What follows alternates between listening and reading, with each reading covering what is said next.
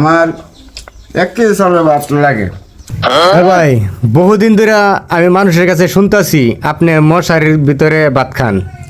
আজকে নিজে দেখতে আসলাম, এটা রহস্য কি ভাই? মশারিটা উড়াইন যাইব? উড়ান রহস্যটা হলো দেশে ডেঙ্গু মশা বেড়ে গেছে। আচ্ছা, এখন আমি ডেঙ্গু মশার ভয়ে হ্যাঁ। মশারির তলে বয়ে ভাত খাই সবসময়। আচ্ছা। বহুদিন ধরে খাইতেছি ডেঙ্গু মশার কারণে আমি খোলামেলা জায়গায় বয়ে খাই না।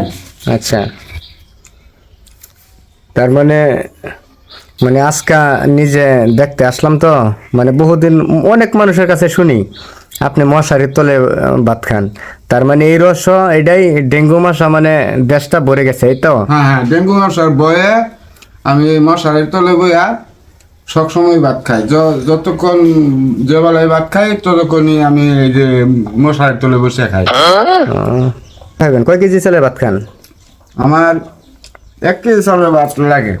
1 কেজি চালের, হ্যাঁ? হুম, 1 কেজি খাবার পান? হ্যাঁ খাবার পাই।